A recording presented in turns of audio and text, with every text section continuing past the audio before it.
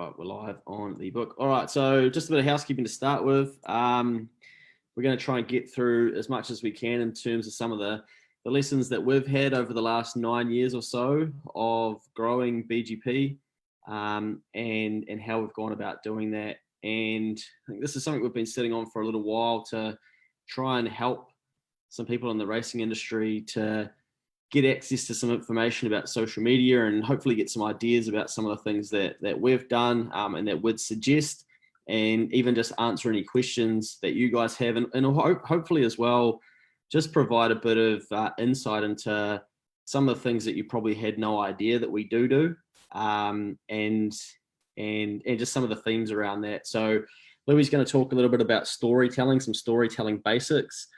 And we'll talk about storytelling. It's obviously, you know, if you can find somebody in your stable, in your business, wherever that can tell a good story, you're going to be at an unfair advantage with social media straight away.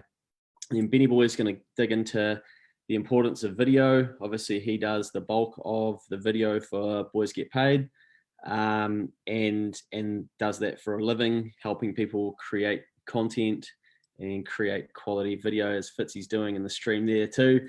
So pick his brain whilst you've got him there too, because he usually only puts in for about half an hour at a time. So if you do have any burning questions, drop those into the chat. Louis is going to keep an eye on those, and we'll run through some slides when I share my screen, but happy to be interrupted if there's anything that's very, very topical or want answered on the spot. Otherwise, we'll go through some Q&A. I've got plenty of time, so hopefully you guys do too. We'll be sticking around for a while. So without further, what do they say? A Jew or a do or something? I don't know. Louis will he'll tell me. Oh, yeah, don't overthink it, mate. Further ado, come on. Yeah. All right. Let's share the screen and get into it. Sweet. So I've even gone and put some slides together. Give me a nod, Louis, if you can see those there. I got you, mate. You got me. Righto. So I guess today, I guess what one thing I wanted to say is that, you know, with everything we've done with BGP, we may now be at 17,500 people, but we started everything with zero. So Facebook page, the group, an email list, Instagram account, Twitter following, like everything started at zero for us. So hopefully that just gives people some confidence that it can be done. I mean, I know there's other people out there doing things way bigger than Boys Get Paid. I'm realistic to that. But we're pretty proud of that growth and the fact that we do have that many people keeping an eye on some of the things that we're doing. So first bit that we I want to ram home is that social media is a very patient game, and I'm building out an accounting firm at the same time, and using social media to do that. And if you think trying to grow an audience in racing is hard, fuck, try to do it in accounting. It is not a sexy or fun or interesting topic to try and get people to engage with. So, you know, be very patient with what you are trying to achieve, because I think there's this false sense of security and hope that you can just put up one picture and or put up one video or one tweet or whatever, and all of a sudden, you know, your whole life's going to change. And we know that it's just not the case anymore. And I think a good way to think about that is that you just watch people when they use social media too now, how quickly they scroll through content. So often I'll talk about I feel really sorry for Ben, because he might create video content that takes him so long to create, and then people only consume it for, you know, the 30 seconds of the video, and then bang, they're instantly engaging with something else. Or if it's a really well put together photo, all of a sudden, boom, someone's just going straight past it. So I actually talk about pattern disruption later on too, which a little tactic that you can use. Just quickly, Luke, while you're there, bud, can you make this full screen, mate? It's a bit distracting. Just hit present up the top right, I think. You should be able to click through. Bosh, bosh, bosh. Hey, see, there you go. I mean, it's just an example of being able to see something, pick it up fast, and that's the eye that Ben Masters shows. So, you know, that's great live time. That wasn't staged. No. Can confirm that that wasn't scripted. That was just real life chemistry at work. So, sorry, carry on there, Luke. And the reason that I didn't have these slides up is because I can't remember what's on each of them. So I was just keeping an eye on what the next slide's going to be. But anyway, I think importantly, before you get started on, you know, your marketing, your social media, etc., and full disclosure, like we're coming from an angle here where we've done this stuff. So, you know, the things that we're talking about, we've been there and done it, where we're not claiming to be experts in marketing and have the latest, greatest hacks and all that sort of thing. We're just sharing lessons of things that have worked for us. But, you know, you want to try and figure out what it is that you're actually trying to achieve with your social media. You know, I see some people, especially in the accounting industry, for instance, people get told that they need to have a social media account. They've got no intention of updating it. They roll out the same content as old mate down the road, etc. And to those people, I'm like, hey, you might as well not actually have one, because you're not actually using it for the right reason. So figure out what it is that you're trying to do, and whether that's like branding, sales, build a following, consistency. For us, our main objective with the Facebook group was to build a community. So we held our breath and held on as long as we could to try and keep engaging people, keep providing value, and get more people in before we started going about creating events and doing all those things. And for Boys Get Paid, realistically, events and the supporters membership and all those sorts of things, they grew out of what we were already doing. It wasn't necessarily the objective from the start, but objectives came out of that original objective of trying to build a community of people that did like horse racing just like we did. So I think get very clear on what it actually is that you're trying to do with your social media. Maybe you're trying to sell shares in horses. Well, you know, you've got to build a strategy around how you're going to do that. Maybe you do just want to be posting photos of good looking animals, or, you know, what you're doing in the stable, etc. And then every now and then you have an ask, then that's completely fine as well. But you need to have some form of strategy behind what it is that you're doing, so that you can then build out some content based around what those objectives actually are. Going to go through a few examples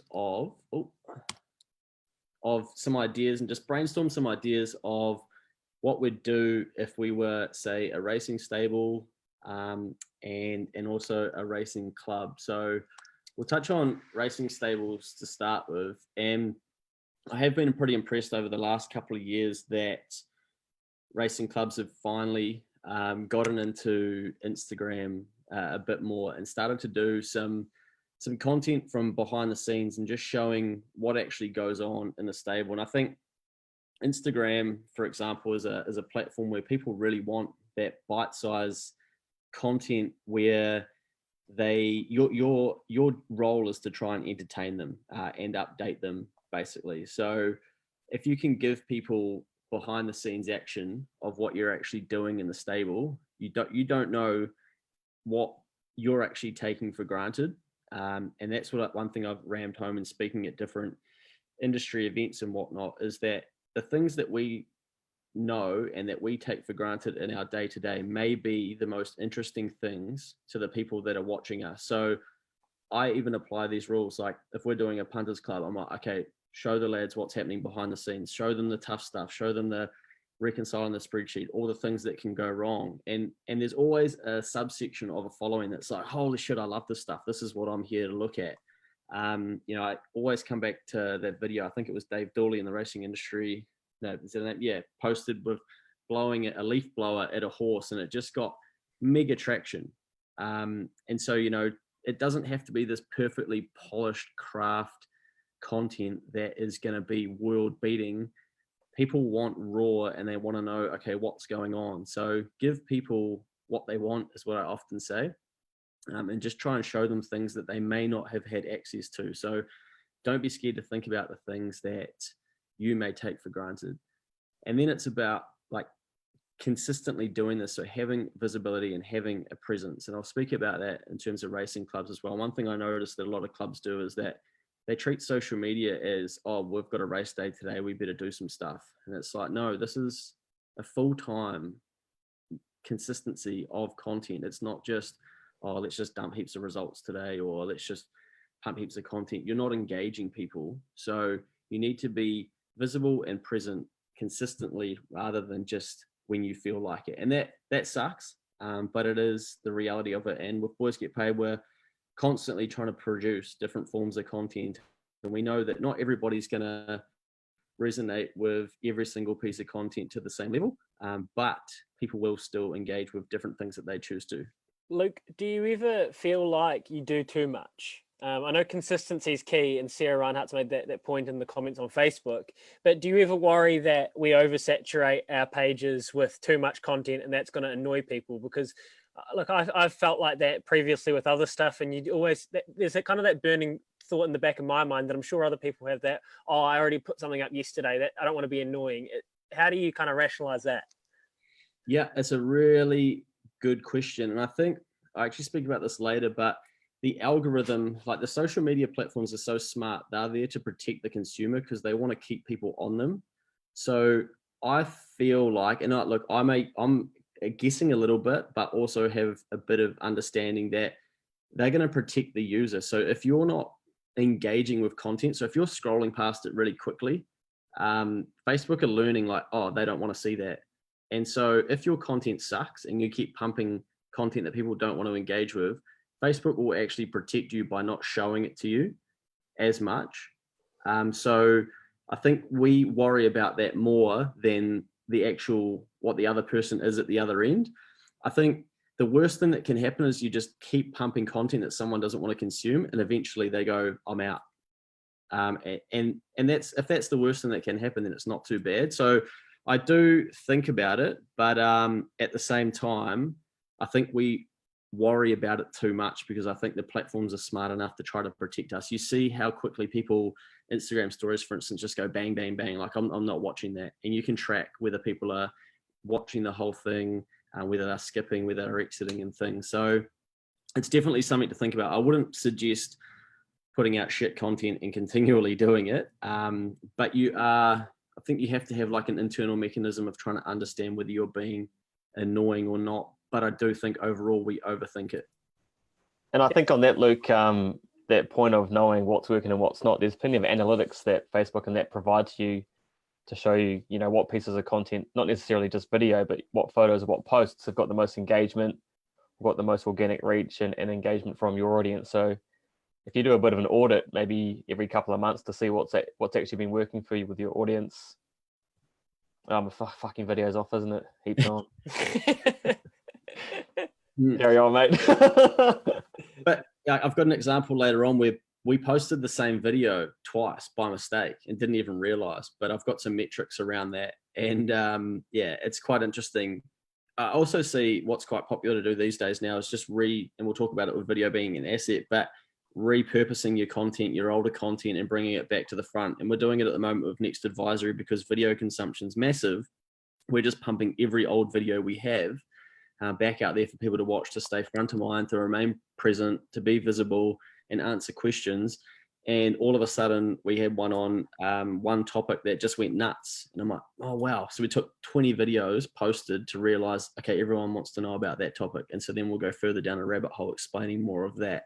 So yeah, we'll get into that video being an asset. But I think as well, like one thing that we do, because we're operating a community as well, we want to know what people's questions are and we encourage people to ask us. And I think it's a smart way to then be able to produce more content. So don't be scared to actually ask people that are following you as a racing stable, like what things do you want to know? What can we show you? And put it out to people following, because they'll tell you what content they want to see from you. And it's a very underutilized tool, just asking, because a lot of people actually just consume and they kind of like, the days are a little bit gone of sort of telling people like, oh, this is really mint content, or hey, I would love to see this. They kind of think, oh, especially as you get bigger, like, oh, I won't bother sending them a message. But all of a sudden when they get a response, or then they get content served up to what they're asking, they're like, oh, wow, sweet. And then that's how you start to build more consistency of what people really want. Just on that as well, Luke, I'll just jump in again, if I may. I don't know if many women are watching today, but maybe they are, maybe they're not. But there's a product out there, a shampoo called Monday or fucking Tuesday or something like that. Anyway, it's the hottest rage at the moment. But basically, what I took a Instagram story of my partner. She went and got it, and I was doing some gag with her, going to every supermarket in Auckland to get it. Anyway, I tagged them in it, and then they shared it. And what they do is they share everyone that tags them in their story, and it really makes people go, "Oh shit, I'm actually going to tag them in it and start to engage with the brand directly, because I'm going to get shared, or I'm going to get commented on, or they're going to come back to me with some level of engagement back, which people get excited about. When if you commented to say like a celebrity, Kobe, oh God, I can't say Kobe, can I? Oh wow, RIP. No, it's a good point, Ben. Everyone wants to feel special and everyone wants to be noticed. And you want to give yourself the best chance to succeed, and you want to give your content the best chance to succeed. So a little bit of market research, no matter how big or small, and it can't be too small, even if you ask one person, an extra an extra little bit of feedback is only going to be good. So I think Luke makes a very poignant point. Give your owners and potential owners what they like, what they may not know, as I sort of touched on the start. Like, give them some real basic stuff. Like, here they are in the water walker. Like, I still find myself getting fascinated. I was watching a horse swim this morning. I've seen about 1,000 horses swim, but I'm like, man, look how that one's loving it. Just little things like that, especially. Yeah, I mean, I can't say that enough. It's just don't take for granted the things that you take for granted already, because that could be the exact content that people want to know, because they can't get that anywhere else. And that's where racing's got a massive unfair advantage as well. I'll tell you what, it's a lot harder to do behind the scenes. Here's my Excel spreadsheet of my accounting gig. It doesn't get much viewership. And one thing that we're really bad at as Kiwis, and even we are with Boys Get Paid, is actually just making offers. So if you're a racing stable, don't forget to say, hey, we want new owners. We've got two shares available. You know, Tiakau do it really, really well. A lot of their content finishes with an offer.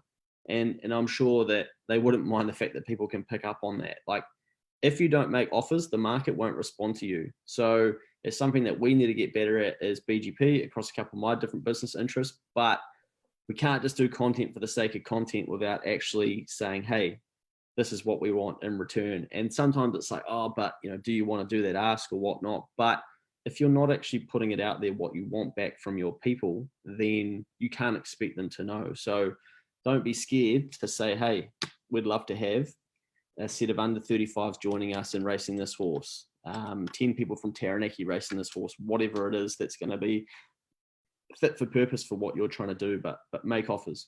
Luke, I got a great question here from Nigel Armstrong on Facebook. Started harness racing unhinged about 6 months ago, up to about 900 followers. Last video I had over 8,000 views with the help of Harry Trotter. How do I convert them into followers? So this is something I've been pondering a lot lately while we've been doing our lockdown sessions. High viewership rate, and you usually have your loyal followers, and it's the same with any podcast or or radio show or social media account.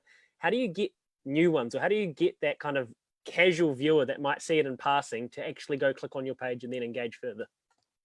That is a toughie. I guess a couple of things. So as be consistent with creating more content similar to that, and if you want to get tactical, you could set up in Facebook, you could set up audiences. It's more of a marketing paid tool, but a marketing audience of people that have watched your videos, and you could retarget them with future content. So they might watch the video once and not like it or not follow it, because that's not how we kind of interact with social media anymore. But that doesn't mean that you can't then get content in front of them in the future.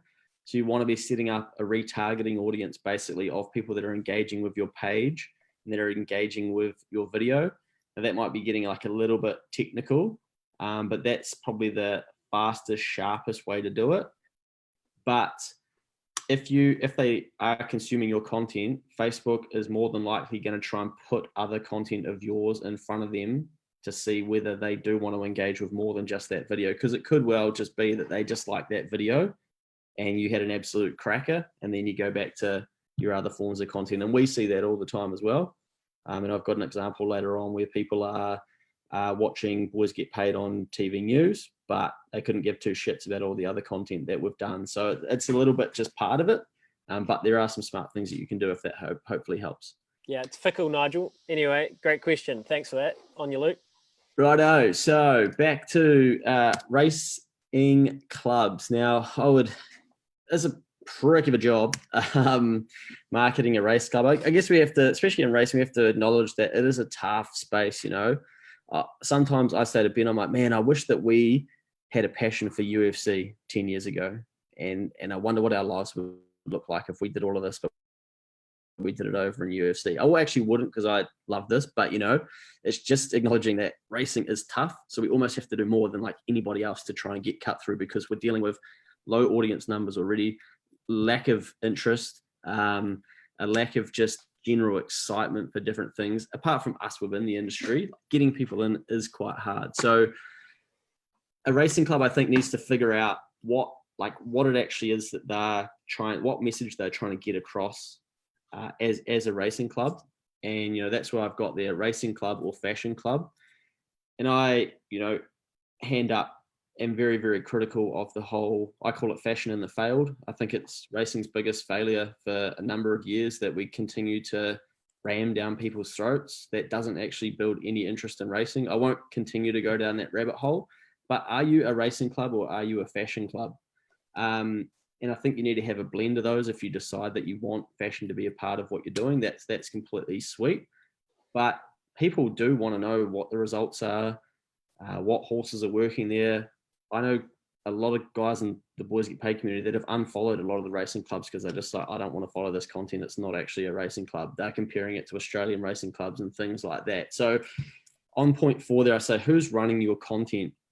And this is where racing clubs, especially bigger racing clubs, need to be smart about who is putting their content out, because they will gravitate towards things that they understand. Us, classic example, if we're a racing club, which we are effectively, we're always putting out punting content because it's what we gravitate towards and what we understand. But if your social media manager or content producer, distributor doesn't actually understand racing, there's a high chance they're not going to put out racing content. And that's what we're seeing right through racing. That's what we're seeing when we employ these people from media and we ask them to come into racing, and then they don't know anything about racing. So we don't get racing content. We get principles from media, which is a struggling and battling industry, and then we put them into racing and expect it to work. It's not going to work. So we need to find people that do understand racing when we are doing racing content. Kind of a little side rant there, but for clubs, I think they should really be thinking about that and thinking about what people in the community are going to want to see. One thing I said to Paul from Ellerslie, for instance, if I was the CEO of Ellerslie, I would be writing to the Ellerslie community every week saying, hey, this is what we're up to as a club. This is the infrastructure updates we're looking to do this year. Getting those out on Facebook. Oh, wow, the CEO is writing to us. That's pretty cool. Engage your whole community, just like we do with our community, which has become virtual.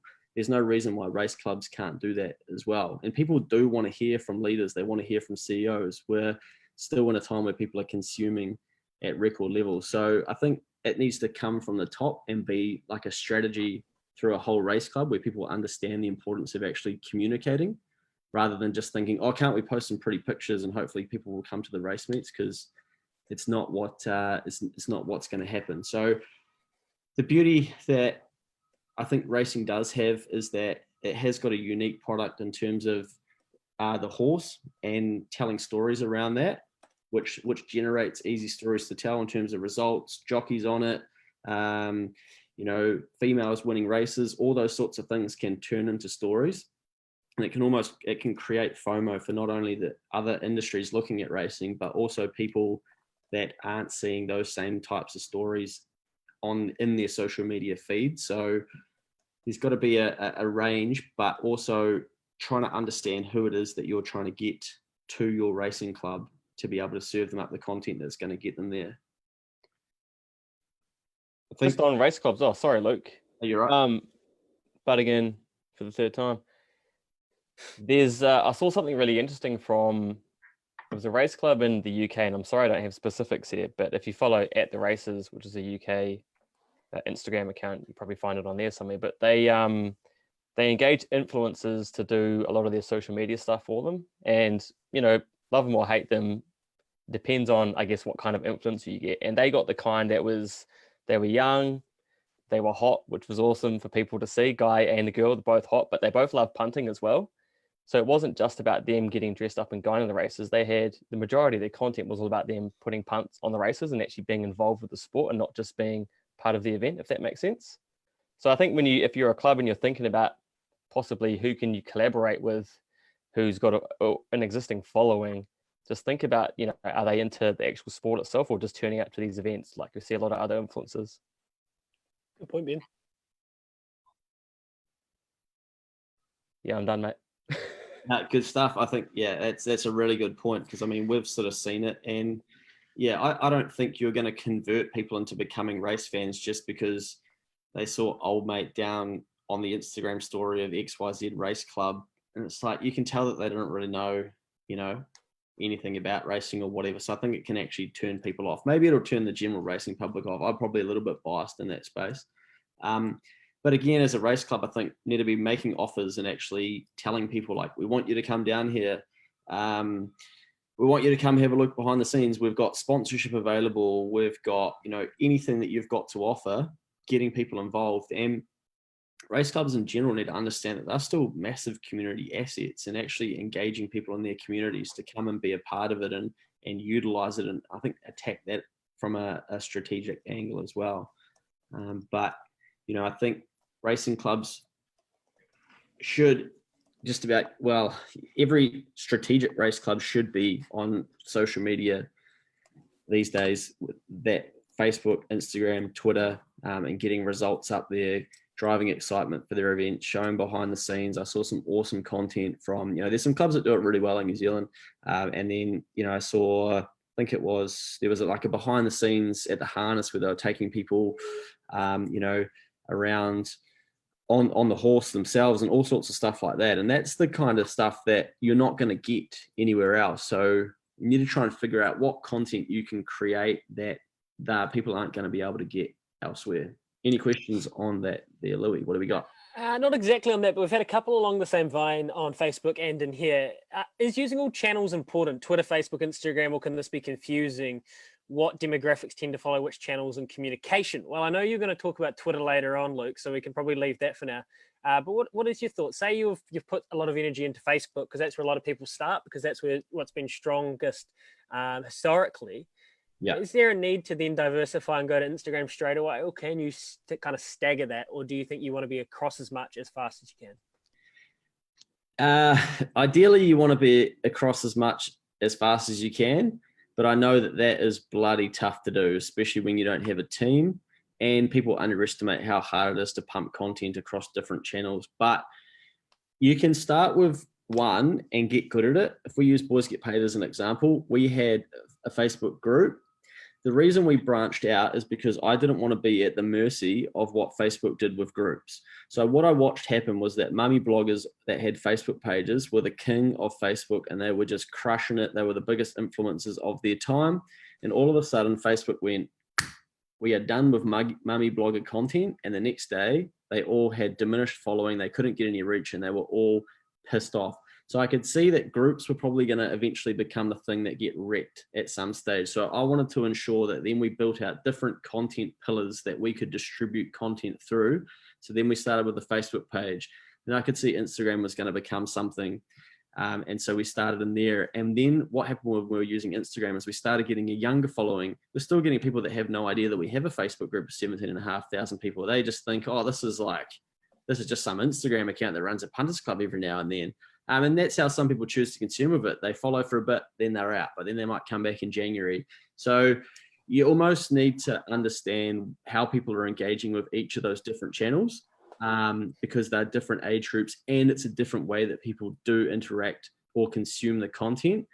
But you don't want to just pump the same stuff across each of the channels, because that's where I think you're then lacking an understanding of how each channel works. So sometimes we will do that, but other times we won't. Instagram stories over to Facebook stories, yep, pretty similar. Long form written copy on Instagram, probably different to how you do it on Facebook. Then over to LinkedIn, Twitter, you can't do that. Different formats of video, different sizes. Instagram TV, Facebook Watch, long form video, all sorts. So, start with something that you do get the hang of. And then once you get a good feel for that, go, right, I'm going to put 20% of my time that I was putting into this into a different platform to future-proof your own safety of the reach decreasing, if that makes some sense. What do you reckon there, Ben? Boom. Yeah, mate. Yeah, I think that's a really good point that you made is when it comes to, there's so many different platforms that you think maybe you should be across, but initially just start with what you know, like you said. If you've been using Instagram for the last couple of years, you pretty much know how it works. Oh, so just start with that. And then once you get the hang of that and you get a bit of following in, you probably, I'll talk about this a little bit later, but you get a bit of confidence up in making videos, then look at doing longer form Facebook. But don't think you have to be everywhere all at once. And I would say. Building on that, I just think if you're asking yourself the question, don't rush it. Master one before you spread yourself too thin, and then it becomes a shambles and it all unravels. So if you're doing well on Facebook and you're starting to see some gain, maybe nail that down before you have a crack at Instagram, especially if you're not prolific in it and you don't, you're not on the search function, looking at bikini models all day like Luke is already, because some people do understand it and some people don't. So maybe do some research before you start to dabble in all of them. But it's a great question, and I'm glad you asked it because a few people have queried that. All right, on we go. On we rumble. Righto. What's next slide? Video. Benny boy, you're up, mate. I'll just do a quick spiel on what this photo is, mate. Yeah, just a quick one. Half an hour, you can chime in. But this is just some metrics here of like when we made the news, for instance, 38,900 views. Golf day underway, 9-second clip, 1,200, 50 grand on Probabeel. This is the video that we posted twice by mistake, so you can see it here. And then I posted it with just like different wording, basically. So one got 4,500 views, the other got 1,100, and then we did the Probabeel one first, and then when we did play that song, all of a sudden only a quarter of the reach and the view. So that's where I feel sorry for old Benny boy. He's working just as hard on both videos. Not even a quarter of the collect though, was it? Fuck. Sorry, carry on. Yeah, and then then we got live content there as well, and then live content works on a different scale as well. So we're on one screenshot, we've got a live stream of a podcast basically, which got epic viewership. Probabeel bug it up, posted twice, play that song, only getting us quarter of Probabeel, a 9-second clip, just getting people excited. Then we're on the news. So just within one screenshot, it just shows you like a difference of the video that we've been able to produce in only 2 days for Boys Get Paid. And then outside of this, we had all of the videos that we were streaming from the barrier drawer and whatnot, and then repurposing those and clipping them down and stuff. So you don't just want to stay the same and just create like one piece and hope that's going to work every time. And that's the sort of point I'm making there, that use video just like you would with words. If you're good at video, use it. Righto, Benny. Yeah, thanks, Luke. And just coming off the back of that as well, I think what you've done there with the Crack a Million highlights a pretty important aspect when it comes to doing video, knowing like what is my story, what I want to be telling the people, because sometimes it can be hard. So what we do with the Crack a Million as an example is it's one event. We usually have a big overview video that's usually 4 or 5 minutes long. But what we can do from that video is chop little micro pieces of content out that we can then chop up and post, if not later on that year, the next year leading up to the next event. So that's just touching on what Luke said. What I want to talk about today was pillars, identifying some common threads that your audience will be interested in. So if for Boys Get Paid, we know our audience loves punting. So we're going to be trying to do as much punting content as we can. If you're a racing stable, preparing horses for the races, winning races, celebrating wins after the races. If you're a breeder, getting some sick videos of those champion stallions, stuff like that. I think jockeys as well. I don't know if any jockeys are watching, but there's a huge play for jockeys in New Zealand to stand up and put their hand up and start doing their own content. There's a guy, is he in Ireland? Or someone will correct me on this. His name's Kieran Fallon, I think. He's his champion apprentice jockey, and he's mad with his Instagram game. So check him out if you can. We'll put it in the chat soon. So yeah, find out what your audience is interested in. Why are they there? Why should they be interested in your videos? What have you got to offer them? We're going to touch on this a little bit later. I think we've got another slide somewhere that identifies a few potential threads you could pull at, or pillars. Now, when it comes to quality of videos, I think people get sometimes lost in the fact, I know we touched on it earlier, that your videos need to be high quality and really, really well produced. And I think that's important for a few cases. When you're trying to showcase an event or possibly a stallion, then it needs to be high quality because you're going to hi Luke, here I see you recording, a high quality audience. But when it's you at the stables mucking out, say you get I don't know, if I was with Chris Waller or something, I called him mucking out, be a great video to get and put on your Instagram. So I just think, use your phone to your advantage. It doesn't have to be perfect. Instagram is a perfect place to put those phone videos. And speaking of phone videos, there's so many different apps that you can use to edit them with. And you don't have to always edit your videos, but I find it makes it easy to tell a story if you get a couple of videos throughout the day that can, I guess, tell a story over time. So you're not just trying to think of something in the moment all the time. And some of those are Adobe Premiere Rush, which is a paid app, but even simple ones that are free to use. You can use your iMovie if you want on your laptop. What else we got here, guys? Ben, a question for you, mate, and I ask you this often, and I think we have contrasting views a little bit, but do you think we're getting to a saturation point of video? Well, I guess because of COVID, we probably got there a little bit earlier than what I thought we would. But we do have a saturation, but I think it still matters what it is that you're filming. Irrelevant, yeah, relevancy. That's the key point, and that's what I was going to say, Ben. So I think you bang on, yeah. So, like you say, knowing what platform you're on. Say you're on Facebook. I think there's some stats out there that I think it's 80% of people who use Facebook or are using it on their mobile to begin with. And anywhere from 50 to 80% will watch videos on mute. I know I'm definitely guilty of it. Just sit there, I'll see a video come up and it's got captions. Brilliant. I could possibly in a situation with consuming Facebook where I don't want it to be on loud because I'm possibly in a conversation with someone. I don't particularly care about what they're saying. So I can just watch the video instead and try to be interested in what the person in front of me is saying. When it comes to like YouTube, obviously that's a lot different because the reason why the person's on YouTube is to actually consume the content, so they will listen to it. So I think you need to be a little bit savvy and just know what platform you're using. So Facebook, obviously, they're probably going to watch it on mute. Instagram, again, they probably watch those videos on mute, to be honest. But YouTube, they have that with the sound on. So I think some people get caught up with the, putting the right music and all that behind it. I definitely am guilty of that when I do my videos as well. So just, I guess, knowing your platform and like Luke said earlier, what platform are you good at using? We're all pretty good at using Facebook. I know we're all good at putting Instagram stories up. So maybe start there.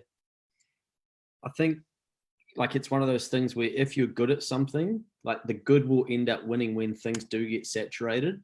And that's where I think we've been very consistent with some of the stuff we've done with the Boys Get Paid Facebook page, where our reach was so low and now it's gone back the other way. It's actually increasing because we've stayed consistent with it and people do want to hear what we're saying. But as videos become easier to create, more and more people are creating video, and you go on LinkedIn or you go on, and it's like, there's only so much video I'm going to create. So I guess there's two tactics. One, you want to be early, or B, you want to be good. It's the same with podcasting. Like podcasting at the start, people are like, oh yeah, there's only X amount of podcasts that are competing for my ears. Then it's like, oh, there's 200 of these. These have to be good for me to give them my ears or to give them my eyeballs in terms of video. So I think, that's where you've either got to make a commitment to doing something well, or you've got to be early to it and try and build that audience and then keep serving them up. Would you agree, Benny? Yeah, and that's, it's not easy to try and consistently put out decent videos all the time. Like that chick said in the questions, do you want to be serving people videos all the time? Because eventually they might get sick of it. Yeah. Those Next Advisory guys of their accounting videos, mate, they just keep they're everywhere, aren't they? I'm trying to watch a Michael Jordan video, and like halfway through, he's about to hit like this game winner. He's got his tongue out, and I'm like, "Oh, the greatest of all time!" And then bang, Luke and Phil. Hi, Luke and Phil here. Yeah. Do you need a chartered accountant? Because I know one. It's like, oh wow. But hey, a tactic before I forget it, Benny. How about that time we were real smart and we you started doing those races, like a horse versus a horse, and I'm like, mate, get them to comment one or two. because it's just going to drive engagement and it'll just punch it into other people's feeds. And shit, it worked well, eh? It's based off an old school tactic where people will give things away on Facebook and they'll say, oh, if you comment and tag a friend below, you'll go in the draw. Well, that's just done to drive engagement and drive further reach to get around the algorithm. But Facebook, that's actually illegal. You have to be careful how you do go about those Facebook giveaway laws. But I think we were playing on a little bit of a grey area with the comment which one you want to vote for, and it did work well, didn't it, Benny? Yeah, it did, and that's a good point you mentioned. Is engaging with comments that are made on your videos. To be fair, I'm pretty shit at it because I'm inherently lazy. I'll be honest, but Luke's always hard at war in the comments. And what it does is it makes your video, and this might sound a bit, I don't know, egotistical. Is that the word? Nah, fuck it. Just say it, bro. I don't know what the word is. Don't overthink it, eh? And if you see a video with a lot of comments, generally people are more likely to click into it and make a comment themselves. Just what I've seen anyway. Yep. It's good. Play on. Yep. Anyone can do video. Sick of this bullshit. Oh, no. Okay. Yep. Done. See you guys.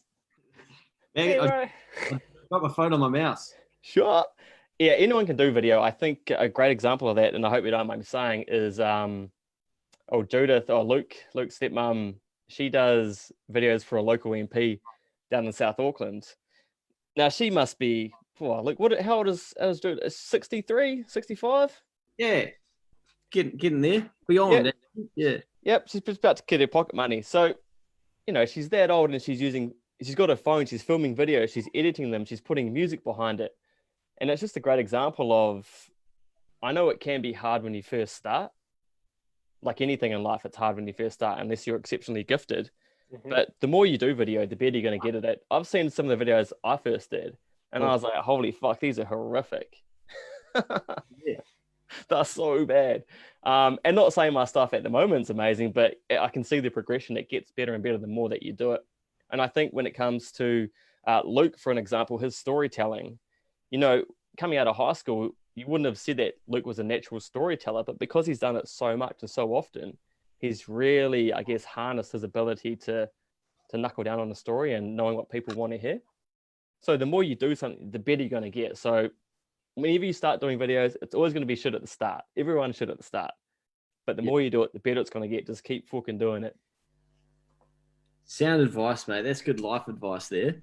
Some Michael Jordan shit. Yeah, some MJ shit, the GOAT. The other one, the last one would be paid advertising. And this one relates to, I guess, Facebook marketing, Instagram marketing. When you do a video and you think it's half decent, boost it. And Luke, I could probably get you in here to talk more about boosting posts. So we can talk about that later on? Yeah. So we'll talk about that later on, but it's so important to, I think, to get more reach, not to just people who already follow your page, but people who are interested in horse racing, or people who love racing could be into watching your video, stuff like that. Like, there's so much opportunity, and it takes a bit of learning to figure out how all that shit works, but the rewards are there if you want to go down and explore them, I guess. Yeah, mate, for sure. I think, I say to you often, I'm like, man, don't go to all that trouble creating a video and spending all those hours and then not spend any money to make sure that people see it, because you can't just rely on organic reach anymore. And if you create a good asset that you want the world to see, well, shit, put some money behind it so that people do see it. We do it with BGP videos. Instagram story videos have been ridiculously cheap. We were running the video of Volpe Veloce just beating Sleeping Beauty right on the line, and the boys are screaming at home. And we could see our Instagram following just going, because people are getting this feed going, what the hell, 55 grand on this horse, and then it just wins. It's such an engaging video for 15 seconds, and then people are in our web, and who knows, they could be the next biggest buyer at Karaka down the track. Who knows? They're loving BGP. They might be like, actually, I'm out of here after a couple of days, but you just don't know. So yeah, if you've got good assets in terms of video and they work and they've proven to work organically, that's your answer. Those are the ones that you want to put some money behind and get them out further, to get them working for you. Yeah, for sure. It doesn't have to be a lot of money. I boosted a video the other day for $100 over 7 days. About 20,000 views, about 50 odd shares. It was great, $100, it's not that much money compared to traditional advertising. So I know how expensive it can be to advertise on trackside and that. And I think if you put a fraction of that money behind social media, fuck man, you get a pretty good following. And on that note as well, this might sound hypocritical, but Luke made a really good point there about not knowing what piece of content is going to resonate with what person. So you might get a piece of content, say that play that song that got 1,500 views or 48 likes, but that one person that engaged with that video might be the person that goes, fuck yeah, I love that horse, I punted it, I'm going to make sure I'm there next year. Yeah, you know, it's not the most engaging piece of content that we've had, but you never know. That's right. you never know, man.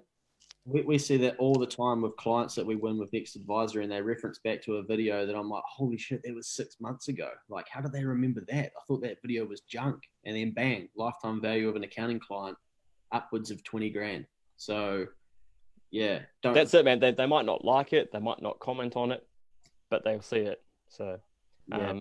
I don't know if we're going to get into analytics too much about 3-second views, 1 minute views. That's all I get. But let's not get stuck in the weeds, mate. Come on, yeah, you know. Sorry, mate. Lots Right, to get through. I think I'm done. All right. Woo-hoo. Distribution channels. We've kind of touched on these already, but I will talk about the sleeping giant that I think the racing industry completely misses. The two things I think that we do completely poorly in racing is, one, we focus too much of our time on Twitter. That is where the industry lives. The only reason that Boys Get Paid and Luke Kemi's use Twitter is to get a racing message to the racing people. It's the fastest way for me to do that. It is not how we have grown BGP. It is not how we've brought people from outside of racing into racing. It is not how you will bring first-time owners to own a horse. It is not how do you want me to continue. So I don't know how many times I need to tell people this. Stop spending so much time on Twitter and go and learn how to use these other platforms, for fuck's sake. Strong word, but it's years now that I've been telling people this, and I just see it not being done. Twitter definitely has its place, like I said, and it's huge in Australia, so I can see the appeal, but it will limit you to the same pocket of audience. So be brave and be bold and be the one that decides, no, I'm not gonna leave my brand over there. For us, we've got the group, we've got the Facebook page, we've got Instagram, we've got Facebook audiences built into the back of all of these so that we can get things in front of these people if we want to. We can build an audience of people that have touched or engaged with anything that Boys Get Paid's put out on Instagram in the last 365 days. It's outstanding for trying to touch people that might have looked at something for the crack a million, because it can take up to 22 times. That figure's changing all the time to get something to stick in someone's head or get them to engage with something. So multiple touch points. Now, LinkedIn, I think that, I'm trying to practice what I preach with Boys Get Paid. We don't put a heap of content over there, but I put a lot of content under my personal name around racing on LinkedIn. And I have been surprised that yet I have not been cut down by someone saying filthy industry, gamblers, all of the shit that you see. I haven't had any of that yet. And I mean, no doubt my time will come. But if we think about LinkedIn, it cuts out all of the people that don't want to be on there. It is a strange platform for people to understand. But you have people that are in marketing, people that are in sponsorship. You have CEOs, you have community leaders, you have leaders, you have all these types of people consuming and distributing content. And as an industry, we're not putting any content out there to say, hey, come to our race club, understand how this works. I have pulled in so many people into the Punters Club, come to the race day, gone to a race, and then message me and be like, oh, mate, I went to Ellerslie on the weekend and I didn't see you, or, and then I met the CEO that I saw that was in the video with you, and he's a real good bastard. And I went up and said hello to him, and so many stories like this. So I think it's the untapped channel that we're not using overall very well in racing, because it has decision makers on there and you can access them via direct message if you want to as well. Hey, how you going, CEO of Sky City? Would love to have you at our racing club. Who knows, smaller brand, etc. You can access those people. So I don't know why people aren't spending more time there, but I'm keen to try and get that message across, that if I were going to flip attention of two, it would be off Twitter and onto LinkedIn. Probably for most people listening to this, it would be off Twitter and onto the other channels. But for some of the bigger brands, definitely spend some time on LinkedIn. And then, of course, I think email is probably the utilized feature where we it's old and not fashionable, but it's definitely a great way to have a database of people. And of course, you can then give it back to Facebook through advertising and advertise to those people that you have their email addresses of. That might scare some people that are listening, but it is the reality of what you can do. Also, I think the next wave of interaction will be text. If you've been in a BGP punters club, you'll see that we need your phone number to be able to get in touch with you if we don't know how to refund you.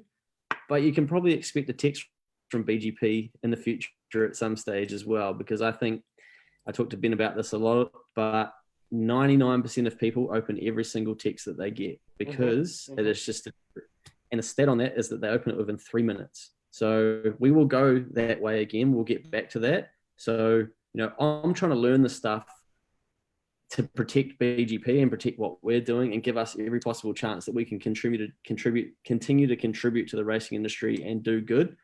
So sometimes when you see the things that we're doing, just have a think about, why is Luke doing that? Or why are they doing it that way? And just ask if you want to know. It might just be like, there's no strategy, but there is a lot of thinking that goes into the shit that we do.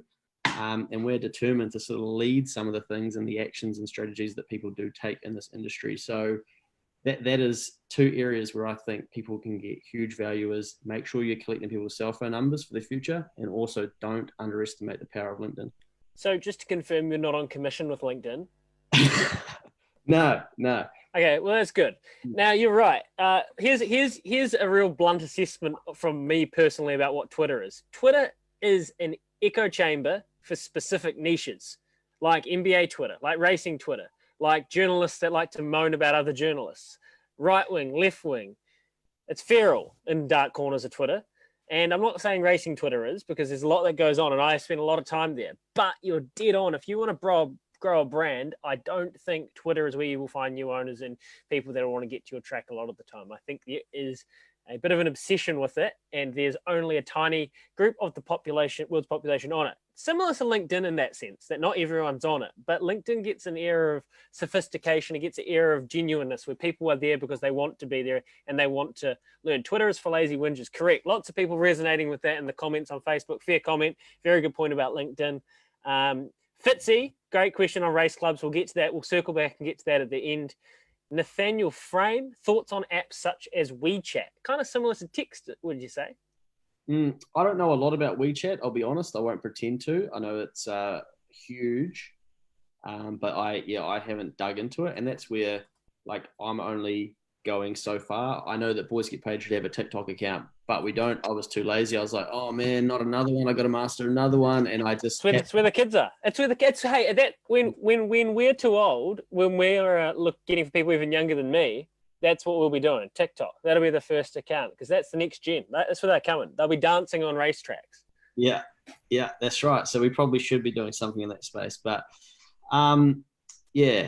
there was just one other thing that I was thinking of. One thing we've been doing with the interviews that we've been doing with your Steve Hansons and whatnot is we've been taking micro clips of those, and I've been posting those and then telling a story on LinkedIn with a part of that video, because I want people to see in the business network and then people that are watching that, like, oh, hey, Steve Hanson's involved with racing. This is how we're going to break down the stigma of it's only gamblers and it's a bad industry and all this stuff. All of a sudden, when you got Steve Hanson and these guys from Boys Get Paid, and it's a real general, this is how to improve your life sort of conversation. Fuck, she's pretty tough to just have a pop and be like, oh, you guys are disgusting or whatever. And that's how we're actually going to normalize the sport again and try and break down some of these issues, these social conversations that are, that are probably crippling people's ability to create content for fear of what might get said. So, we're trying to protect and build the brand of racing by doing some of this stuff as well. So I hope people can see that. Yeah. Great stuff, mate. And just some more information on Facebook. Twitter can just turn into a big cesspool of shit canning one another, not thinking along the same lines, etc., etc. You don't often see people there to learn, connect personally with one another. And I think that's where LinkedIn has really excelled at. So cheers for that, Carl. And WeChat, huge if you want to target a Asian market. It's their main sometime only form of communication there. Yeah. So that's great intel. Thanks, Galen. All right, Luke. And before we move on, these distribution channels, these are the new media. These are the new, But when I see people in the industry all the time saying, oh, racing started declining when it doesn't get on the mainstream media. It's like, yeah, that's true to a degree, but also it's not their responsibility. Like, why would mainstream media want to push out content that people don't give a shit about? Yeah. Like, you're getting lucky when mainstream media is putting out content about racing, because they're like, oh, this is a tough one to get past the boss, and B, our audience probably about to mute this. So like, don't whinge about that. Figure out how to use these channels to recreate that. And racing's got to look after itself. I'll use the example that Ben had yesterday, where the Minister of Racing is about to announce to his entire industry his solution, right? And Ben's like, mate, I can't find the link. Like, how is this real? Like, is this actually happening? And he's like, I've looked at the tab, I've looked at NZTR, I just can't find anything. And this is like hours after we've decided, yep, we're going to do a stream. And I'll let you inside my head a little bit. I'm like, wow, I don't reckon anyone's going to be discussing this. I'll see if the lads are free. Let's live stream it ourselves. Let's talk about it. And if people in the BGP community are interested, they'll tune in. If not, they're not going to tune in. That's fine. And I'm like, okay, let's do an announcement to say that we're going to do it. Then I'm like, no, don't, because you're going to give people in the industry that should be doing this, you're going to give them a chance to think, shit, we should be doing that. We better do something as well. I'm like, nah, we'll spring it on people. I'll delay the window because I know these people aren't going to be able to react fast enough. Now, that might sound like a little bit shit for me or a little bit tactical, but I'm like, why should we keep showing people all the time what they need to be doing? Like, it just gets to a point where you start to get frustrated. And of course, we did the stream and people really enjoyed it and we had some great conversation. But then people start talking about it after. Then the main leaders and whatnot are like, oh, here's what the announcement is, blah, blah, blah. It's like, in 2020, people want to be discussing that in real time. And also, we have an obligation to encourage everybody that is a stakeholder of this industry to be listening to the minister to understand what their future may look like. So look after racing first. If we do that, we can make racing better, and then organically we'll end up on mainstream media, not through knock, phone call, you better get us on, otherwise racing's going to die. It was already struggling. Sorry, guys. That's good, mate. That's good. Fuck. Whoa! All right, let's keep it moving, I reckon. Righto. Next. Storytelling. Louis, you want to hit this, mate? Yeah. I'll try and this is a tricky one because it's so broad, right? Like, storytelling is a it's a large umbrella. I just want to give you one part of it, and I think that I'll be able to focus in on that, and I'll use an example of what we've been doing, and if you can take anything from it, hooray. So it's easier than you think is probably, as I say, the umbrella term. It's funny because you get those masterclass ads that pop up all over your social media. You would have seen them. Then there's that CIA hostage negotiator dude, Chris Voss, and he says that everything in life is negotiation. Well, for me, I think almost everything we do in life is a story that can be told. You think about your day-to-day, and although it might seem mundane to you, there actually are tens and tens of stories that lie in that you could share if you chose to. So the basics aren't hard to grasp, and this is kind of children's book stuff. A beginning, a middle, and an end. What comes between that and around that stuff is just filler for effect. So the concept is, it's so simple that you couldn't get it wrong. A beginning, a middle, and an end. So that's what I'm going to focus on here. Three points. So when it comes to creating content and promoting your own brand, personally for me as a journalist by trade, I love the idea of being able to create a story to go with that, to share that. And I think storytelling is very underrated when it becomes an educational tool for people to understand or to teach someone about yourself. I think if you can tell a basic story, you get excelled in it and it goes to another level. So throughout lockdown, you might have seen we've been running these what do we call them? Lockdown sessions or lockdown lessons with some of New Zealand's greats of racing and sport. So Brendan McCullum, Chris Waller, Steve Hansen, James McDonald, Lance O'Sullivan. At face value, these might be coming across just like a chinwag and a casual yarn, and that's good because that's what we want them to come across as. But they aren't. They're actually very carefully crafted with a question line and a strategy to hit a beginning, a middle, and an end, and to tell a story. So it comes off like a nice little rainbow, a nice story arc. So we'll start with them about their personal attachment to racing and essentially kind of stage the context to who they are and why they are here and why we're talking to them. And this is the beginning. That's easy. After we warm them up, we'll understand their purpose. So we'll pick their brain about their upbringing and their initial relationship with the industry, how that was formed, their thoughts and their perceptions of the current landscape, which what we're in right now has been quite easy because it's not great, as you're very well aware. So we dig deeper into their ethos and gauge what makes them tick. Then the middle, that is the middle. Then we have been getting into this part where we will ask them questions that are from the community. Now, this isn't the end of the story. This is the filler, and this is essentially just a gimmick. It's just a tool to help them relax further. Almost feels like a quiz, you know. Oh, one of the lads said, how much did you dump on? Baz says 6K. It's like, fuck off, it was 60, we know, rah, rah. You know, just a bit of bants, all that stuff. So that's where you can get a lot of the best stuff this time. But once we've hit that and it feels natural and a time to keep moving, I gently start dropping hints at them like it's time to wrap up. And I bring some themes back from the start. So you use some of the stuff you got at the start and you start to drop it back in again. And you might mention something about the way they currently feel. And then the end. And this is simple. This is an easy trick. I'm very blatant at it. I usually ask, the lads would have heard me say this a million times, any parting wisdom from you? And I just ask that. And usually, without fail, you almost get a beautiful, insightful, and meaningful comment. And that's just a trick. You could just ask them, any last comments? So anything you want to tell us here. And after the whole thing, that's where you get the end. And that usually connects back to the start, and it has something to do with their upbringing, their dad, their passion, what they think about the industry. And that right there is a beautiful story arc. Now, that is a very specific model of storytelling, and you don't need an interview to tell a story at all. It's the opposite of the point of what I'm trying to say. A beginning, a middle, and an end can come in any form. 3 separate jokes, 3 different horses or races you're promoting. The key for me is knowing how the start, the middle, and the end, those 3 elements link together and how they work together. And they have to be connected to work. You can't put 3 completely random things together and then say, I've got a story, and expect people to understand and emotionally connect with it. It's not difficult because we do this every day. We just don't think about it. It's all subconscious. When you tell your mate a story or you tell your mate a joke, there's always a beginning, middle, and an end. And that's why it's so easy. And that's the beauty of it. So when you take some time to focus in on it and hone it and think, okay, what am I going to start with? Then where's the meat of it? And then how do I wrap it up so there's a point to it? That's when you can create something people will genuinely connect with and understand. I mean, that's the secret of a news story. It's the secret of a long form documentary. It's the secret of you buying bread at the supermarket. It's all of that. And it's so underrated for me when I think about it, how you can use that to get your message across. Love it, mate. I didn't realize you were using that. Those are tricks you've been using on me. Any words of wisdom, and then I just usually lose another 5 minutes of me ranting about something.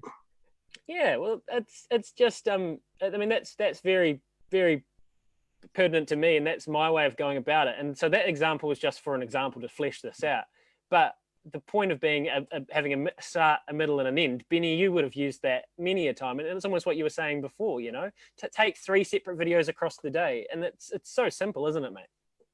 Yeah. I think going back to the Crack a Million again, you know, it's easy for us because I guess we've done it so often now. It seems so obvious, like you're saying, the story is usually right in front of you. Crack a Million, the Punters Club, you know, shit, we've all of a sudden we've got $200,000 in the bin. I guess that's the start of it. And then the middle is the race day itself, and the end is what happens with the money. Do we win? Do we lose? Fuck, it was a good day regardless. Exactly. Yeah. And that's exactly how it works. And people love that stuff because it's easy to emotionally connect with, because you're invested, you learn about it, and then there's a result. Hey, look. Yeah, and you know, I think we're brought up on stories, right? Like it's a type of nutrient for us. We learn by story. We relate to stories. So if you can find somebody in your team, maybe you've got an unfair advantage as a storyteller. You know, we've got lads in BGP that can't tell a story, so it's hard for them to produce content, and they overthink it. And you know, it's not. Then you've got to can you lean on somebody else to say, help me finish the story, or what's the story missing? And you know, it doesn't have to just be like writing a big story. It can just be telling a story out of something.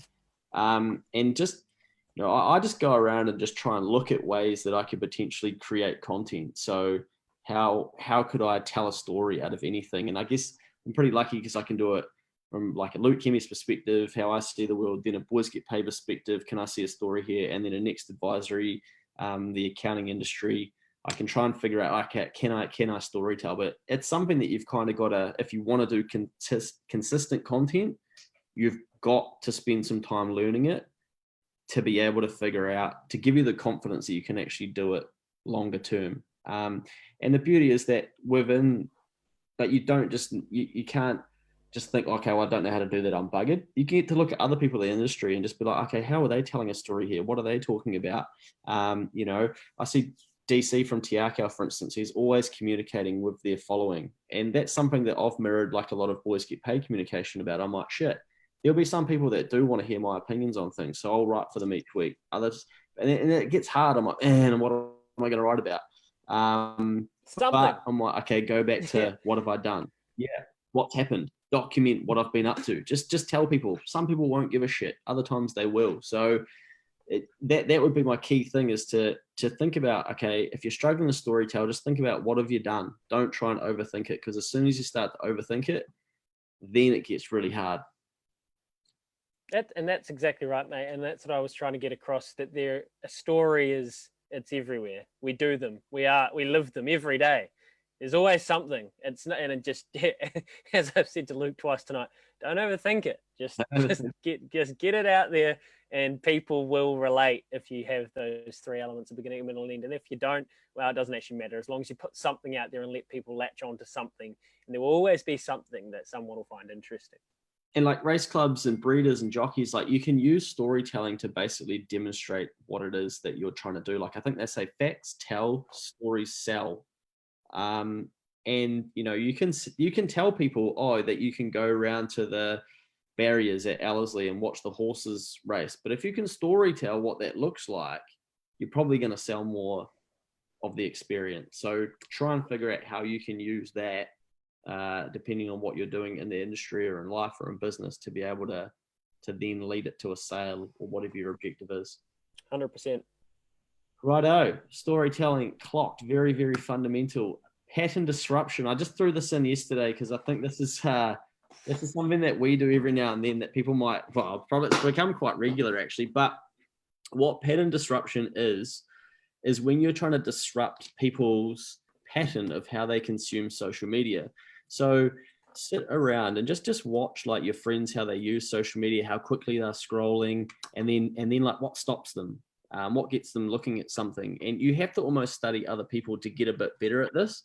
But this is one thing that we've been using very, very effectively recently. These posts are disgustingly ugly and very, very simple. So shit. But because they are so shit, they disrupt the feed, and other people aren't using them. So it doesn't saturate the feed. So all of a sudden people are going through Facebook and it's like story update about this, awesome looking video, great looking picture. Oh, what the fuck's this? Oh, and then bang, this took 14 seconds. And then you've got 3,300 people have engaged, have been reached, 712 engagements, 106, 10 comments. You can't boost that stuff. Facebook don't want that grub content floating around on their platform. They're going to get rid of it. But what it is, it's an example of how you disrupt people's pattern on social media. So that's ultimately what you're trying to do. You're trying to capture people's attention, and you're trying to do it better than other people. So in racing, we're not just competing with other racing people. We're competing with everybody that's competing for people's attention when we're trying to build an audience. So same thing when I'm advertising videos of Volpe Veloce winning. I know that that's going to be really disruptive to their viewing of stories, because all of a sudden, George Simon's like, put about 3.5 on, what's that horse I keep forgetting? Sleeping Beauty. Put about Sleeping Beauty, mate. Yeah. Yeah. And so it's disruptive. So it's disrupting people's pattern of how they consume. And this is a bit of a, probably going a little bit advanced, but if you can understand that and learn that, bang, you're into the top 5%. You're actually into like figuring out, okay, how you play the game. And so, at one stage, I was pumping out one of these every time we got another $5,000 in the Punters Club. And I think even Maddie from BGP is like, mate, how many of these are you going to do? And I'm like, as many as it takes. I'm like, I don't know, but every time I post one, we get another 5K. So I'm going to keep doing it. And they were just going like mental. So it can be like content doesn't need to be real beautiful and hard. Sometimes it can be simple and disruptive and it'll still work. So think about whether you can do that. That's the old, what is that? That's how you do it. And that is why you do it. But be careful, like we said earlier, don't just thrash the same types of content and overuse it, because eventually people will be like, oh, if that was all we posted was those tiles, like I don't think our content would be as well received. So you have to use it tactically. But again, I think when they suck, they won't often reach as many people, because Facebook will use the algorithm to try and protect their people that they're trying to keep on the platform to sell more advertising revenue. Masterclass there, Benny. What do you reckon? Sounds good, mate. Yeah, you're right. They look fucking horrific. Aren't they? Look at it. But if you think about how someone scrolls through Facebook on their phone, usually it's photos or videos, and then they see this bright red thing and makes them stop and go, "Oh shit, what's that? G'day, TJ." Would you? Oh, sorry. Go on. No, I've just muted TJ. You go, Louis. Oh, would you use Facebook as a marketing tool to gain paid membership? From Delwyn Cooper in the comments, we do, don't we? Yeah, 100%. Yeah, so we'll probably use different types of audiences to advertise to remind them that we have a paid membership, and it's definitely worked. So I can track how many people then click through to it, and I think I was saying to Ben at one stage we had some nice advertising running on it just when we were launching it. I mean, it's only like a soft sell for us, but it's definitely, the advertising's definitely worked to remind people and get it back front of mind. So we've used Instagram stories for that, straight out Facebook posts, and also just talking about it.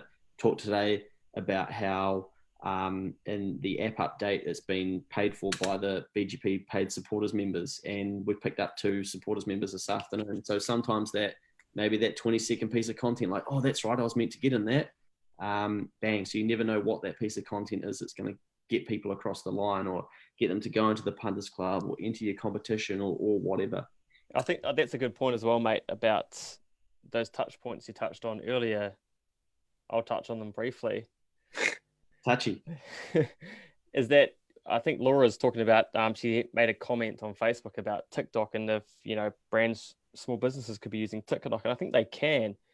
And the purpose of that would be just to be front of mind and just always be present, because you don't always have to have a sell in the content that you're putting out there, getting people to race days, asking people to jump into a horse.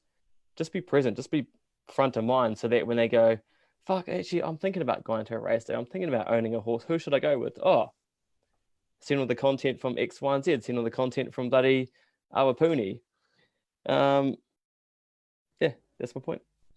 Yeah, definitely, mate. And, we require so many touch points now because we're just getting bombarded all the time. And, it might be as well that someone's in the middle of doing something and they're committing to it, going to a race day, and then bang, they get the phone rings and notification goes or whatever.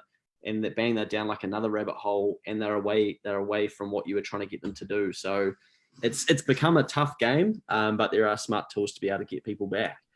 All right, that is pattern disruption. I really wanted to share that because I have a lot of fun with that. And also, just before I go on, there's a thing called the Cunningham's theory as well, and it's basically what it says. Ben's going to crack up, is that if you deliberately, the fastest way to get the right answer on Facebook, on social media, is to put up the wrong one. So what I did with Next Advisory once is I basically said, during the Rugby World Cup, I posted, I think, a photo. The Kiwis were playing, the All Blacks, were playing like Wales, let's say.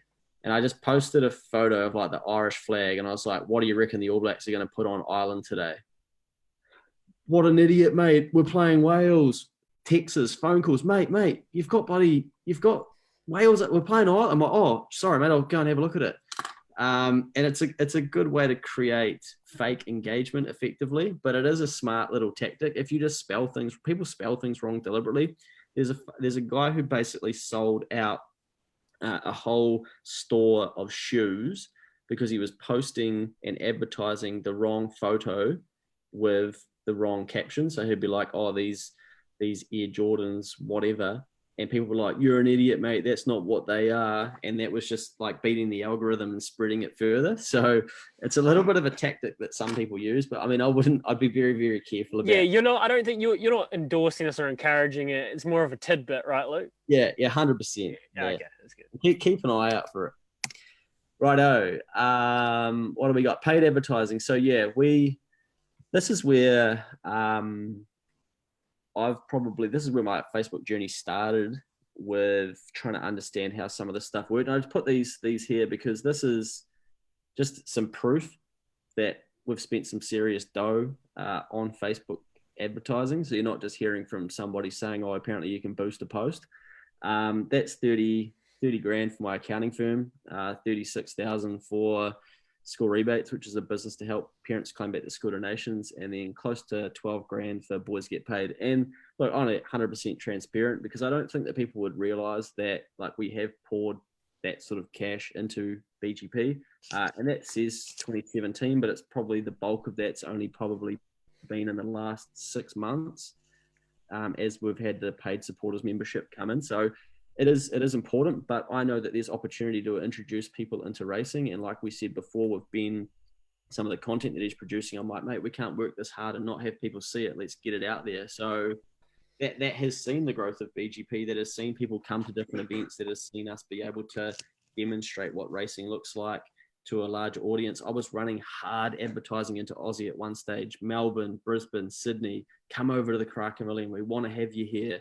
Here's a racing.com video. So I knew that they'd see it straight away and be like, "Oh, what's this?" And the comments were just insane. Like, "Oh, lads, we should go to this," and tagging 10 mates at a time. Let's get over there. People in New Zealand would have no idea.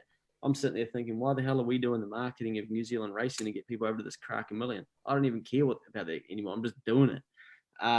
So, you've got to spend a bit of money to be able to get that reach, get it going further, and get people engaging with your stuff. Unfortunately, this isn't a free platform anymore. Mostly it is, these platforms, and the organic reach is still quite high. But if you want to go deeper, you have to spend some cash. So I would say don't spend money if you don't know you're going to be able to recover it. That would not be a good piece of advice. So, we knew when spending this money that we can get clients and get people back in our fold and make that money back. So it's not wasted money, it's investing.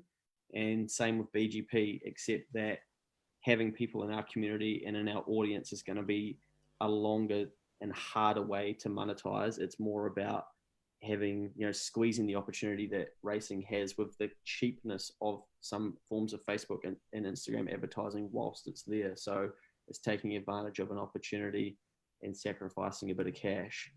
But I think a lot of people, when they get introduced to Facebook marketing, they just see the boost it. Facebook suggesting you boost a post, and usually that is just kind of pre-set up for you to help you spend your money faster. But if you want to go deeper, you need to do some learning around how Facebook marketing works and build out some actual audiences that are going to serve you better. So say, for instance, Next Advisory for our accounting stuff is probably an easier example. If we just boosted our posts, it would just be going to people that are like my mum likes our Facebook page, her mates, Ben's mates, and it's going to people, but I want it to go to business owners. I want it to go to people that have a Xero account, that like Xero on Facebook, those sorts of things. So you've got to build audiences that you run your content to if you want to spend your money and spend it effectively and get some help, because this used to be kind of just throw some money at it and you probably get a result and think like, "Oh yeah, sweet, this works." Now it's a bit more saturated and it's harder. So you don't want to just piss money up against the wall. Well, so Luke, on that, would you recommend people do it? How do you know when the time to boost or to put money behind a post would be? We can't do anything in life without attention. So I would say that's kind of the school of thought that I come from. Like, I almost think that you're better to have attention and try and figure out how to use that later on. But you want to be careful if it's not going to lead to anything. So if you've got something that's worked really well organically, then you probably do want to boost that and put a bit of money behind it to get it out there further, because it's a good message, or other people have resonated with it. So then you're going to give yourself a chance to grow your brand, to get other people into your fold, into your environment. But then you want to have some smart stuff set up. If you're sending people to a website, you want to have a Facebook pixel that's tracking those people that are coming to your website so that you can retarget them later. If you've got an Instagram account, you want to have an Instagram audience that's capturing everybody that's coming to your Instagram page, and you can run advertising to them over the next 365 days. If you've got an email list, you want to give that to Facebook and say, I want to advertise to them. Also, I want to build a lookalike audience of those same types of people. That's helped us grow BGP massively because we've been able to take people that are already in BGP, and Facebook's trying to find similar types of people. They have more data than everybody. It's no secret anymore. It is what it is. Also, Instagram, great place to run paid ads because they're cheap. They might be superficial. I mean, likes and stuff like that don't necessarily count, but potentially like a follow can if people are going to consume your content. We've seen where you get like FOMO following on Instagram, where people see, oh, my mate likes that or follows that account. You know, they might see a story from BGP and go, I'm going to check that out. Then they're like, oh, 8 of my mates follow BGP. And then the beauty is they don't ask you like, hey, what's this all about? They ask their 8 mates, and their 8 mates, they tell them what it's all about. So you don't have to do the work. And because you've done the work through the content to show them what it's about, then their mates are like, hey, here's my explanation of what this BGP thing is. And they kind of do your ambassadoring for you.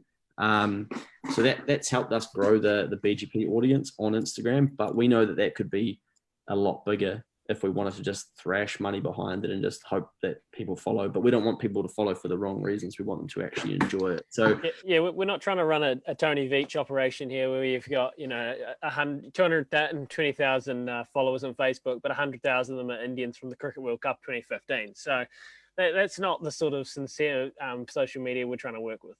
Yeah. So long game. And also don't get caught in this like metric of numbers bullshit, because exactly like Louis just said, and I know examples of people that you would have no idea that you would be like, oh my God, sorry, what, All Black pays for their followers? Yeah. Oh, sorry, are you like, I'm not going to get into that, but that is, you're doing it for the wrong reasons, you know. That's, you probably want to work on some self-awareness around some of your issues in your life if that's why you're trying to get your followers. It might not be for this webinar, maybe another one. Yeah. So, know why you're doing it first and have a long game about it. But if you want to get serious about it and don't just want to piss money up against the wall, like I will admit a lot of this money spent on the right of this webinar wouldn't have been effective.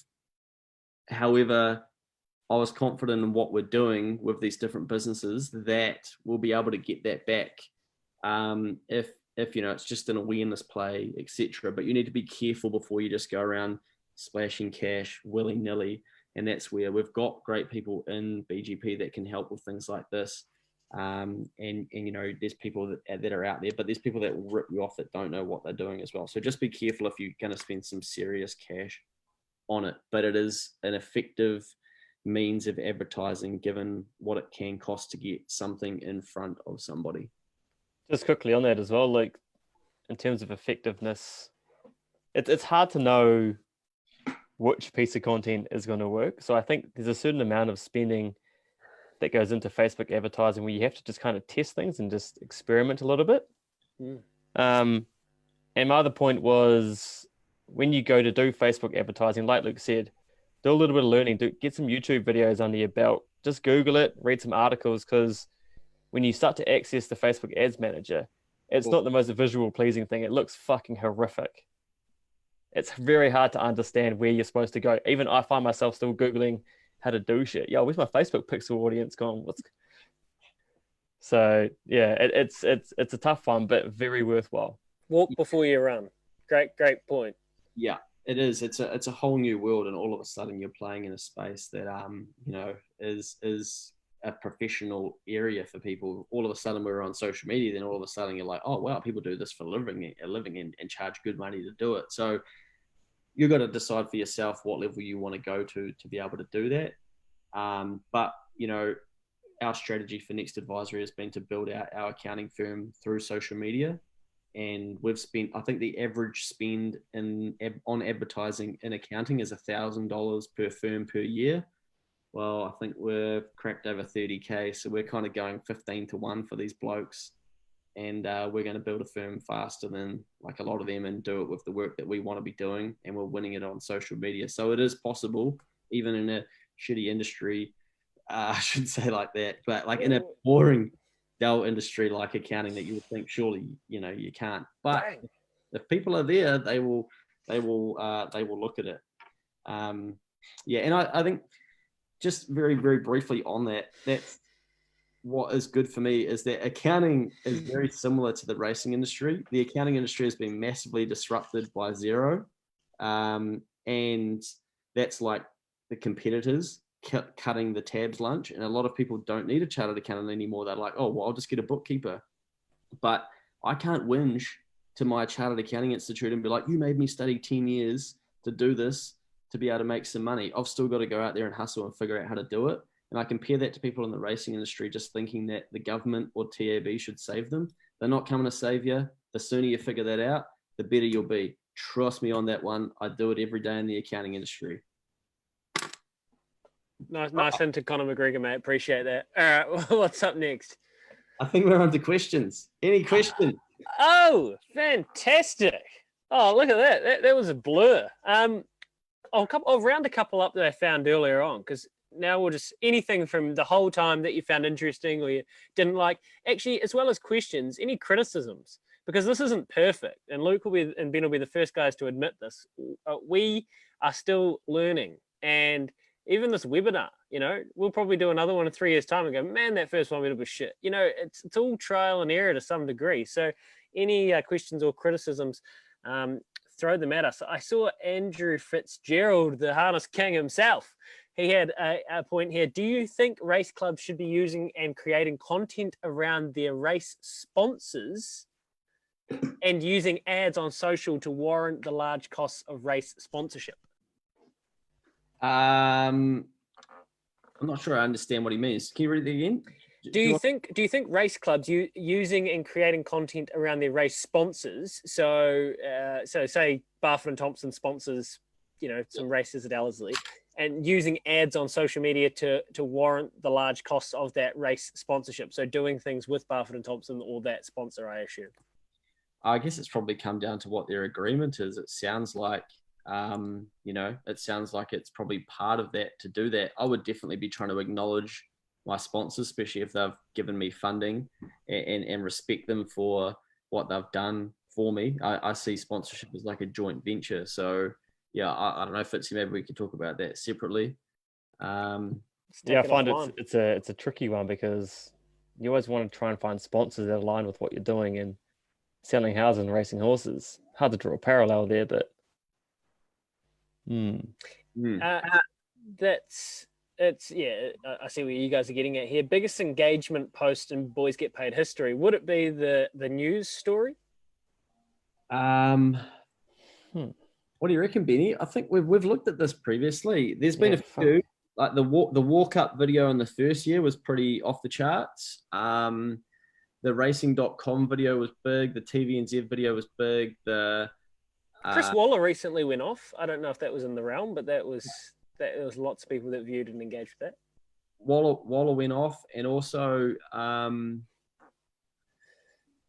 community content around the lad that got sick down in Invercargill, and Graham Big G went and visited him. That was huge. It was just like a real good people community type story that got a lot of engagement within the community. And usually things involving people, or sort of telling stories of progress about BGP, or maybe if BGP's broken out into kind of like the mainstream, those types of things, and people celebrating the growth of BGP have been popular. It's hard as well, because we do a lot of live streams, and sometimes they go on for hours at a time. Generally, they have a lot more, just naturally, because people tuning in and out of being on their phone have a lot more engagement and views than your 2-3 minute videos. So it's hard to look when you look at the analytics behind it. You're like, fuck, they got heaps. Oh yeah, that's right, it was a 6 hour long live stream. Makes sense. We're talking like Lime Cruisers to I guess the pineapple ones, right? You can't really compare them. It's it's a different experience together. How much time do you guys spend on social media? Well, Luke, how much time don't you spend on social media in a day? Oh yeah. Look, a lot of time. However, I would say I don't do the scrolling. I try not to. I'm on there to produce. Otherwise, I'll get stuck and lose too much of my day. So I've tried to like unfollow a lot of things and things like that so that I can not get stuck going down rabbit holes. But I still do try and learn what people are doing on social media and then also spend time on there to produce and get things out, which then will get me stuck on there for a little bit, having a look around what things. So that's been clarified. So not scrolling, but if you had to guess through a week, how much time would you guys spend pushing content over other channels? Oh, pushing out content, I don't know. Like, I think my screen time's hitting nearly 8 hours a day. And a lot of that would be social media, like 80% of it probably, when I go between like Messenger, Instagram, Facebook, LinkedIn, YouTube, I guess, is effectively, that's me consuming. Yeah, I don't know, but we'd be pumping a lot of time between like all of us to push content out. But I'm thinking from different angles in terms of racing, accounting, and whatnot too. Yeah, it is time. There's a lot of commitment involved, eh, Ben? Yeah, I think to sum up how much time Luke spends, I guess, producing and seeing what to be doing on social media is probably another way I'd put it. You know, the guy only follows 32 people on Instagram. It's not a lot. So there's not much to scroll through. Do you follow me? Yeah, you might follow through a few more when the boys get paid one, but hey, listen. I spend quite a bit of time. I'm pretty big on my YouTube because I consume a lot of video content. It's a great way for me to find inspiration for what to be doing. And I think that is maybe what some other people could use for inspiration as well, is if you're going to be consuming content, use it as a way to inspire you of what to do. And there's nothing wrong with drawing inspiration from other people. Or copying. Actually, to be blatant, I've done this heaps, especially at Radio Sport. I would listen to the Australian radio stations, SEN, RSN, and literally, get this, once I heard Sir Mark Todd on with Jared Waitley on SEN, and he was coming back to train He's Imminent, and I thought, fuck, that's a good idea. Literally listened to it, put my phone down, rang Mark Todd and said, can you come on our show and do the same interview tomorrow? And that's okay, because you're seeing it, but probably no one else is. There'll be a fraction of people, but it doesn't matter if you can put your spin on it. There's no shame in seeing a post that Tiaka Studs done and it's done. They've done it really well, and going, oh, that's an awesome idea. I want to do that. I'll do it, because obviously you'll do it differently. There'll be your own spin, and I don't think you should be ashamed of that, eh? No, yeah, that's right. I think you said Tiaka Stud, and I think Waikato Stud do a great job with their marketing, especially their video marketing. And there's nothing wrong with trying to want to get to that level if you're a breeder or even if you're a racing stable, because they put out some sick stuff, and the reason it's sick is because it's sick. It works. So if you want to be the same, then fucking get on and do it. Yeah. There's a good question there, Louis, from Joshua, asking, how closely do you monitor what is coming through from your members, followers on social media? And as you've grown, how hard has that been to maintain, keep track of? Is it ever a concern that people could come in, get on some rubbish tips, and as a result have a negative opinion of the group? To be honest, mate, that is probably has been one of the hardest things about BGP is there's, sometimes I post content and I'm like, fuck, now I have to engage with the comments. I have to respond to people. And I sound whingy with that, because that's a gift and that's a privilege, is really how I look at that. But it is time consuming. And, I've sat there at 9:30 at night replying to people and had girlfriends been like, what the fuck are you doing? Put your phone down. And I'm like, what? Twice at once? Yeah, like how many, like plural, like at the same time? No, I mean, they're whinging about the same thing. Because, people are on social media at nighttime and whatnot as well. So that now I get up early so I can get my work done early in the morning, and then I can have a bit of playing around time at nighttime. But it is hard. It is really hard to get back to everybody. And at some stage, it's not going to be scalable. But I think it is very, very important to build a community. Going back to the first part of the question, we vet everything that comes into the Facebook group. Some real littered stuff tries to get posted. And Matt does a really, really good job. And some of the other lads are basically filtering. I don't do as much of that anymore. Of like, okay, is that a real genuine tip? Do they actually have some stats to back that up? what's their track record of punting doing. So we try and filter it to a degree. But yeah, we do worry that people are going to come in and think, oh, this is like some get rich quick scheme and they'll just back the next 5 tips and every one of them should win. Probably the worst thing that can happen is people come in, they back something and think, oh, this is easy. And they don't understand that it's a community, not just like punt something, you'll get rich. So I think we try to drive that message as we've grown it of like, okay, lads, don't expect that. Here's what the expectations are. And I think the onus has become more and more so on the community to get that message across. Like I know when I kind of got involved with Boys Get Paid, I brought a bunch of my mates who are more conventional sports fans. For a while, they didn't understand what's going on. Oh, another shit tip, rah-de-rah. It took a while, but eventually they catch on. Then they say, oh no, hold on. Don't back every single tip. You go find the tip, see if you like it, then back it. You know, this isn't, we're not just handing out winners for free here. That's not how it works. And I think, Luke, you've made a really good point of, in recent times, telling people that they can respond to people on the group for questions, frequently asked questions, and also to get the ethos of Boys Get Paid across. That shouldn't just fall on you, Matt, Ben, Rhino. You know, it has to be a widespread thing. A question here on the Facebook: is there an end game for BGP? And I don't look. There's a lot of water to go under the bridge, and it's something we chatted about off air the other day. But I don't even know how you know, and I don't know if that's a bad thing. I don't think you need to know, do you guys? Yeah. There's no end game as such. Like, there's no like, okay, once we get to this point, we're done. But while we're doing good things and getting good feedback and we're having fun doing it, then that is the end goal, to continue to enjoy it. So the day I get up and be like, fuck, I cannot open my phone and look at the Instagram messages and see the 6 emails that I've got to go back to at 10 o'clock tonight. Like, the day I can't do that, I don't know what's going to happen, but we'll have to figure that out. But I'm not even anywhere close to that. So that is my yardstick of like, lads, are we having fun doing this? And it gives us such a huge ability to test ourselves, to try and learn things, to, you know, it's amazing feeling getting some of these messages from people and seeing them come to an event for the first time and be like, this is mint. Like, I'm part of something. I didn't even know horse racing was about this. Like, that just bang fills the tank back up. And so I think as long as we're doing that, we're all good, but we do need to sit down and have a bit of a strategy session around, okay, what do we want BGP to look like in the future? Because admittedly, when we were first starting doing this, you know, we were closer to 20 than we are now. Now we're not closer to 40. knocking past 30. I'm like, lads, we might get a little bit out of touch with, you know, what people want here. But also then we have the dynamics of what's happening in the racing industry. And I've noticed there's a skew towards older people and the entire racing industry following what we're doing. And so I'm like, oh, do I need to tone down my shit?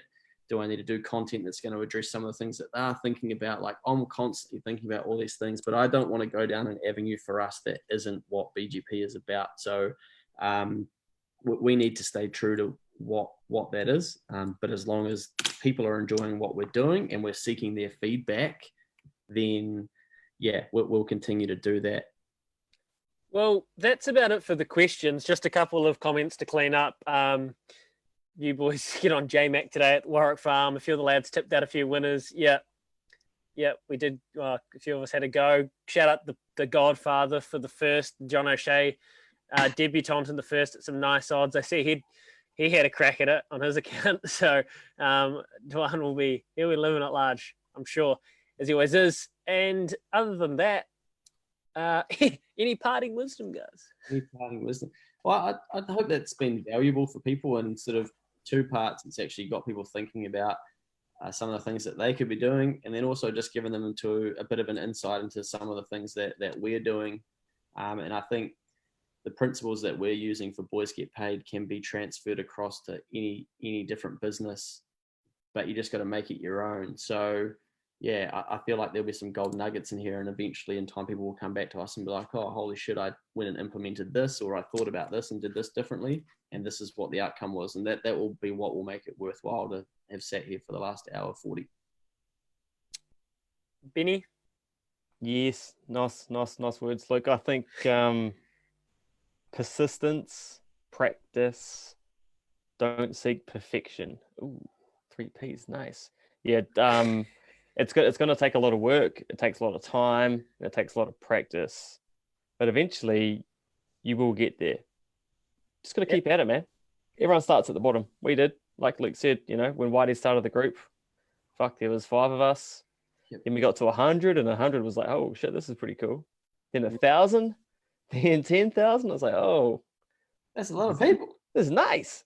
Yeah. So yeah, we've also struggled with, like Luke touched on, figuring out, I guess, what the purpose of Boys Get Paid is. And we, like he said, we don't have an exit strategy. We're just here because we love racing, we love punting, we love getting on track and having a couple of beers with like-minded individuals.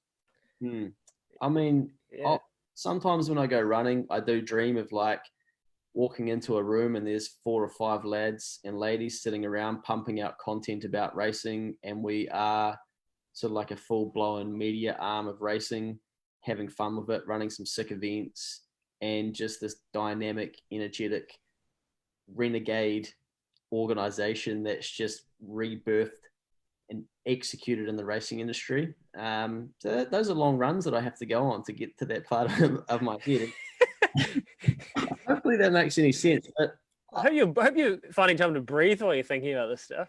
No, I kind of feel like we're going to make that happen too. So watch this space, team. But one thing I didn't touch on that I think is fundamental is what I call the 72-hour rule.